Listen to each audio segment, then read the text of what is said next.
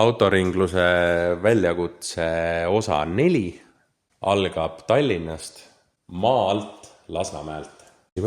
Tuli põlema, hopsti.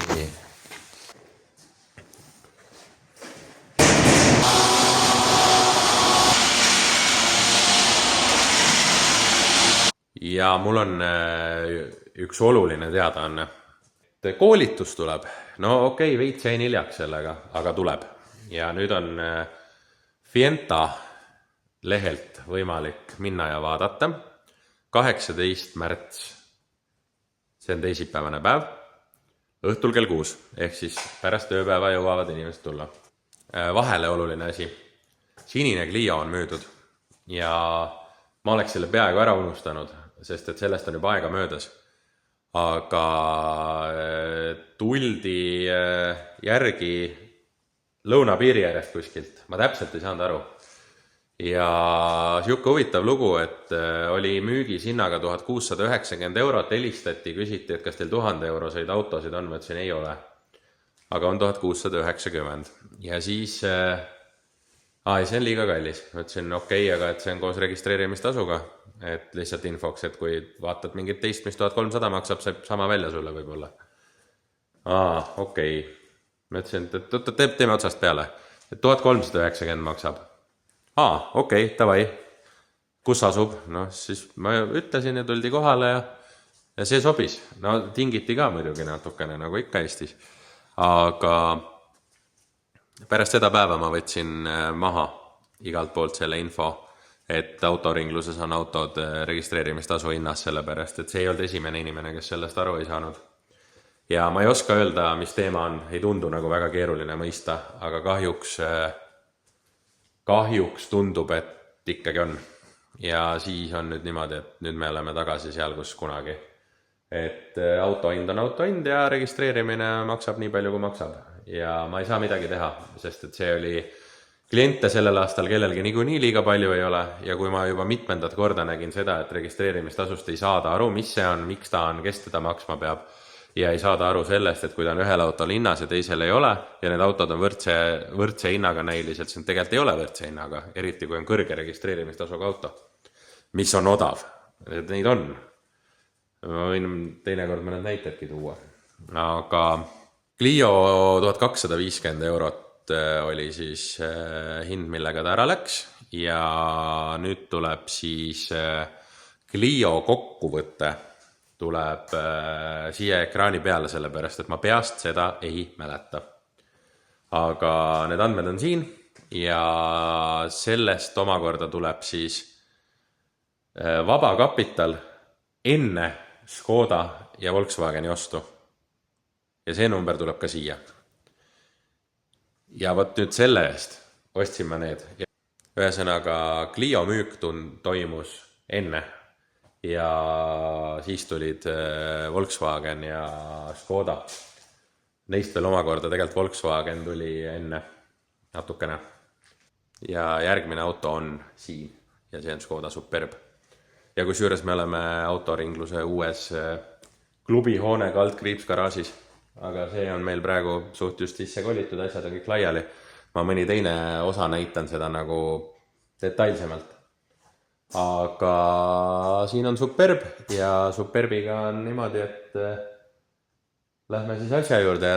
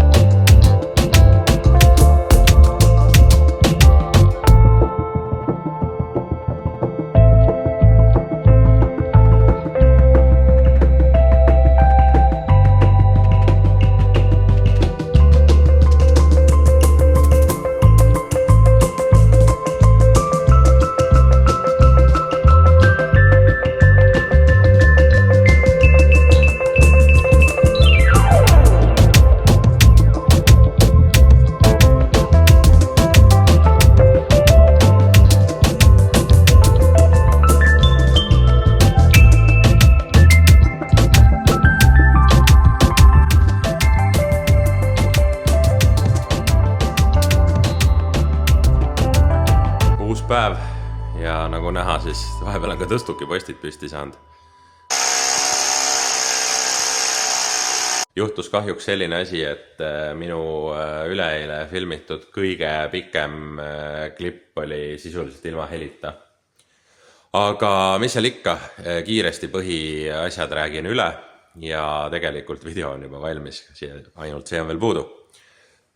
Škoda on praeguseks valmis, salong on peaaegu kuiv, mõned nurgad on niisked ja Škodaga oli väga lihtne selles suhtes, et automaalrit oli vaja, seal olid mõned iluvead, aga need olid sümboolsed, mingisuguseid keevitamisi, mitte midagi sellist. Ja sealt ma ilmselgelt tellisin teenust, seega seda ma ei teinud ise, need olid liiga suured. Kuidas ma siis ütlen, see oli natuke liiga palju, et ise teha. Lõpptulemus on selline ja loomulikult saaks veel paremini, aga arvestades seda, mis ta oli, on see peaaegu et ideaalne. Škodale tulevad veel uued matid, need on mul juba käes, ma käisin neile eile järgi ja ühesõnaga väga hea toode tuli, et kellelgi huvi on, julgelt tulge, kindlasti pettumust ei valmista. Nii, mis mul veel rääkimata jäi? Ukse taga on Passat B6 ja sellega algas see video. Selle Passatiga läheb kindlasti aega, et seal järgmises osas proovin näidata võimalikult palju sellest, aga selle video viimastes sekundites on väike vihje ka. Ja B6 ma ostsin mitte sõitvana, eelmine omanik oli proovinud viga leida, ta ei käivitunud ja auto oli mitu aastat seisnud. Aga miks ma ta ostsin? 259 läbisõit ja kuldsed sõnad, et hea kerega. Ja tegelikult on ka, et seal on, loomulikult mõned kohad on, aga neid on vähe, nad on väiksed ja komplekt kokku nii-öelda alla 300 sõitnud hea kerega B6 diisel manuaal on ju vägagi atraktiivne kombo siin Lõuna-Eesti pool. Ehk siis B6-ga jätkame järgmises osas ja ehk on selleks järgmiseks episoodiks ka midagi müüdud ja siis saab teha väikse rahakokkuvõtte ka vahepeal. Ja Škoda puhul ei olnud vaja teha mitte ühtegi tehnilist tööd. Ma ostsin ta niimoodi sisse, et ma käisin taga ise enne ostu tehnokontrollis, tehnoülevaatuspunktis, lõtkutestis põhja alt vaatamas. Tegin talle diagnostika. Alguses oli 2 veakoodi pärast kustutamist ja proovisõitu oli 1 veakood ja see veakood oli mingisugune communication error roolinuppudega, aga kõik roolinupud töötavad. Ehk siis selles mõttes nagu tahaks öelda, et lihtne auto ikkagi ja jumala eest, nagu ikka, kes tahab, võib seda kontrolli uuesti talle teha. Mis ma muuta kohta öelda oskan? Tuli ta ühest margi esindusest ja ma ei ütle millisest, sellepärast, et muidu kõik lähevad sinna autosid küsima. Aga vahelduseks siis jah, ostsin ka margi esindusest, tegelikult ma ostsin sealt ühe auto veel, aga see ei ole autoringluse väljakutse auto, see on juba müügis ka. Et proovisin ka vahepeal niimoodi, ostuhind ilmselt natukene kallim sellest, mis võib-olla ma tavaolukorras maksaks, aga kuna siin on alla 300 000 sõitnud äärmiselt hea tehnikaga ja oli nagu väga konkreetne ja lühike list asju, mis on vaja teha, siis ma otsustasin, et võiks proovida. Ja tuleb koolitus, kuidas osta kasutatud autot. Seal on väga palju pealkirju, millest ma plaanin rääkida. Need on kõik Fienta lehel olemas, need on ka autoringluse Facebookis olemas. Ja piletimüük on juba lahti ja pileteid on piiratud kogus. Ma ei ütle täpselt kui palju, aga neid ei ole eriti palju.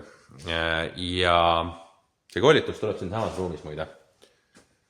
Ja ma ei näe üldse probleemi. Ma arvan, et see ruum sobib selleks väga hästi, sellepärast, et mul oli üks oluline mure, mille peale ma kogu aeg mõtlesin ja miks mulle ükski koht ei sobinud, ega ma tegelesin sellega juba varem. Ma tahan, et auto saab toas olla, sellepärast, et mul on vaja autot ka. Ma ei saa ilma autota kõike rääkida. Ma saan rääkida 80% ilma autota, aga mul on autot ka vaja. Ja siin tuleb see just selles vormis. et meil tuleb siia tuppa ka üks auto. Ma ei tea veel, mis, ma vaatan midagi huvitavat, millel midagi viga kindlasti võiks ka olla.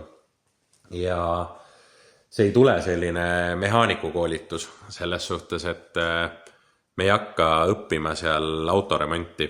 Ma ei oleks pädev seda isegi mitte õpetama, aga kui nüüd konkreetselt sellest autost rääkida, siis me vaatame, et mismoodi, mida on nagu mõistlik vaadata.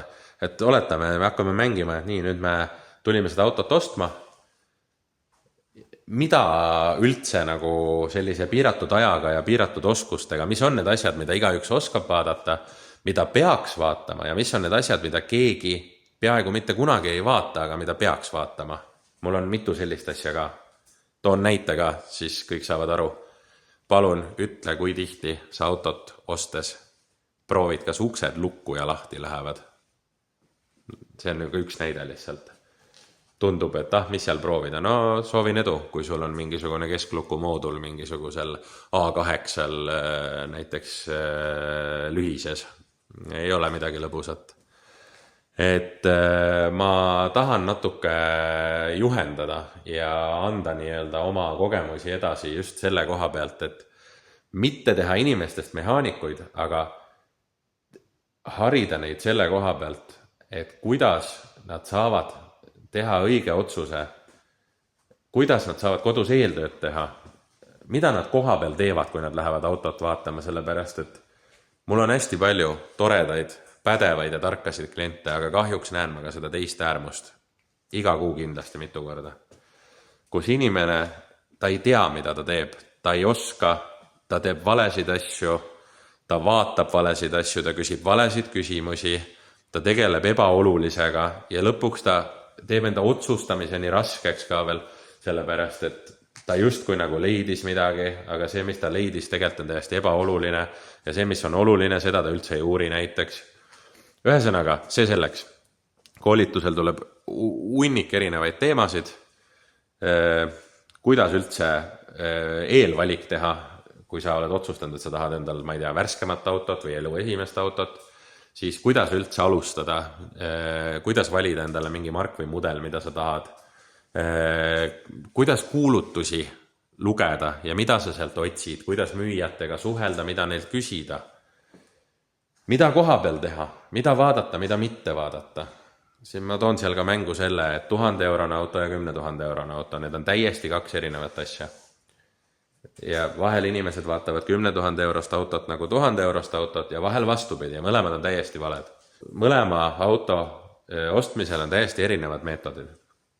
Ja lõpuks siis seesama näidisauto, millest ma rääkisin ja seda ma juba ütlesin, et selle kallal nagu kergelt siuke sümboolne praktika ka, siuke, mis on nagu naistele ka jõukohane, et see ei ole niimoodi, et siin on ainult autoremondi töökojas töötavad mehed oodatud. Vastupidi, ma arvan, et neil ei ole siin väga palju teha. Võib-olla on selles mõttes, et mis puudutab nii-öelda eeltöö ja milliseid küsimusi küsida ja mul on isegi siuke punkt seal sees, et tingimine, sellepärast, et seda tehakse ka valesti ja õigesti. Tingimine on okei, eestlastele meeldib tingida, aga küsimus on, millal sa seda teed, kuidas sa seda teed ja kas sa seda üldse teed. Et on nagu mingid olukorrad, kus seda ei tehta. Ja mis seal veel on? See kava on pikk selles mõttes ja 3 tundi on ette nähtud aega. Kordan siis korra veel üle, 18. märts, teisipäevane päev. Me oleme Vahi Tehnopargis ja siin see ka tuleb. Ja kõik on oodatud Fientasse tutvuma ja loomulikult ka pileteid ostma. Ja mis veel? Ühesõnaga, kui sa oled selle kanali jälgija, siis praegu, täna on mul Tartu ja muidugi siia võivad inimesed mujalt ka tulla. Ole kena, jaga seda infot. Sul on grupid chat sõpradega, saada see sinna. Sul on, ma ei tea, sa oled Instas aktiivne, pane storisse. Oled TikTokis aktiivne, jaga seal, ükskõik. Et ma olen hästi tänulik, kui seda infot levitatakse. Sellepärast, et need, kellel seda vaja on, võiksid selle üles leida. Võib-olla sul tuleb lausa mingi idee, et ma ei tea, sul sugulane lõpetas just autokooli ja sa tead, et ta istub auto 24, otsib endale autot. aga ta ei ole sellega nagu kõige paremini hakkama saanud. Palun saada talle see link, las ta tuleb siia. Õpilastele ja üliõpilastele on väike soodustus ka. Ja ühesõnaga muud ei olegi. Kui sa arvad, et see koolitus võiks olla huvitav, siis jaga seda infot. Muidugi tule ise, aga jaga teistele ka. Ja kohtume 18. märts. Ja loodame parimat, loodame, et saab väljakutse osa 5-ga juba varsti lagedale tulla. Selles mõttes mul filmimiseks on materjal õues olemas. Aga midagi oleks osta ka siis vaja, nagu ainult selle pealt järgmist osa ei tee. Ehk siis midagi läheb ära, Passati saab järgmises osas arvatavasti siis valmis, kui mingeid üllatusi ei tule. Ja loodetavasti on midagi uut ostetud ka. Minu poolt on praegu kõik ja kohtume varsti jälle. Kohtume kas järgmises videos või kohtume 18. märts autoringluses koolitusel, kuidas osta kasutatud autot. Minu poolt praegu.